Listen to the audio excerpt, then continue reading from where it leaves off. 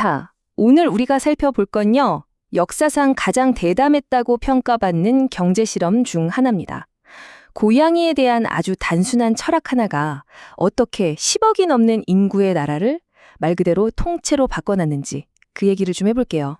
바로 이 문장 하나, 이 실용주의적인 생각이 수십 년 동안 중국을 꽁꽁 묶어뒀던 그 완고한 이념의 빗장을 그냥 풀어버린 거죠. 자, 그럼 한번 제대로 파고들어 볼까요? 자, 이 어마어마한 변화를 제대로 이해하려면요. 그 전에 당시 중국이 어떤 거대한 문제에 직면해 있었는지부터 알아봐야 합니다. 이론상으로는 중앙계획경제라는 게 모두에게 풍요를 약속하는 뭐랄까 유토피아처럼 보였죠. 하지만 현실은 어땠을까요? 완전 재앙에 가까웠습니다. 실패한 계획, 만성적인 물자 부족, 대기근, 그야말로 총체적 난국이었죠. 여기서 가장 근본적인 문제가 뭐였냐면요. 바로 피드백이 전혀 없었다는 겁니다. 생각해보세요. 수요와 공급에 따라 가격이 정해져야 하는데 그게 없으니까 정부 계획가들은 그냥 눈 감고 비행하는 거나 마찬가지였어요. 그러니까 사람들이 원하지도 않는 물건은 창고에 산더미처럼 쌓이고 정작 꼭 필요한 것들은 맨날 부족한 그런 악순환이 계속된 거죠.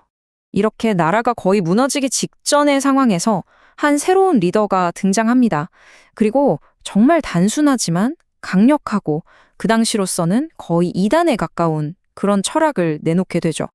이게 그냥 정책 하나 바꾼 수준이 아니었어요. 말 그대로 생각의 판을 뒤집는 지적인 지각 변동이었죠. 이제 목표는 더 이상 이념적으로 순수한 공산주의 국가가 아니게 된 겁니다. 목표는 딱 하나, 아주 실용적인 거였어요. 바로 문제를 해결하자. 다시 말해서 당장 굶주리는 사람들 배 채워주고 무너진 경제부터 살리는 게 최우선 과제가 된 거죠. 그러니까 핵심은 이거예요. 흑묘백묘론이라는 게 그냥 멋진 구호에서 끝난 게 아니라는 거죠. 공산주의 시스템의 한복판에 시장 경제의 힘을 주입하려는 아주 구체적인 개혁 개방 정책으로 이어진 겁니다. 그리고 이 대담한 실험이 정말 인류 역사에 길이 남을 결과를 만들어냅니다.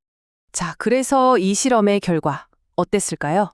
한마디로 말하면 인류 역사상 가장 폭발적인 경제 성장이었다. 이렇게 말할 수 있겠네요. 결과는 정말 놀라웠습니다.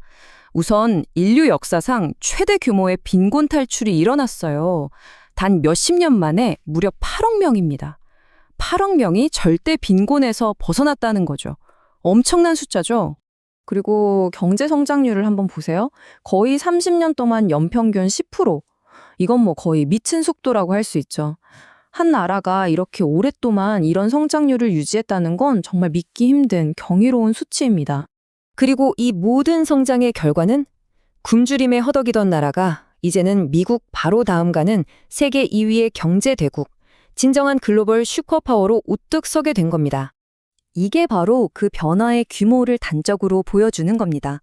굶주리던 농업사회가 세계의 공장으로 탈바꿈한 거니까요. 불과 한 세대 만에 나라의 경제 기반이 말 그대로 뿌리부터 완전히 바뀐 거죠. 하지만요, 이렇게 폭발적으로 성장하고 어떻게 보면 수단과 방법을 가리지 않고 성공을 뚜친 결과 이제는 새롭고 정말 믿기 힘들 정도로 복잡한 문제들이 생겨나기 시작했습니다. 참 아이러니하죠. 중국 성장을 이끌었던 바로 그 엔진, 즉 부동산과 부채가 이제는 중국 경제의 가장 큰 약점이자 시한폭탄이 되어버린 겁니다. 이 부동산 거품, 도대체 어느 정도일까요? 이 자료를 보면 감이 좀 오실 겁니다. 중국의 집값은요, 평균 노동자 연봉의 무려 46배에 달해요. 46배? 미국이 8배, 일본이 12배인 걸 감안하면 이건 그냥 과열이 아니라 거의 폭발 직전 수준이라고 봐야겠죠. 결국 이게 바로 검은 고양이든 흰 고양이든 상관없다는 접근 방식이 남긴 복잡한 유산인 셈입니다. 쥐를 잡는다는 그 임무 하나는 정말 기가 막히게 해냈지만 이제 그 과정에서 발생한 문제들의 대가를 치를 시간이 다가오고 있는 거죠. 그리고 이 질문이 바로 오늘날 중국이 정면으로 마주한 현실입니다. 고양이는 훌륭하게 쥐를 잡아서 나라를 먹여 살렸죠.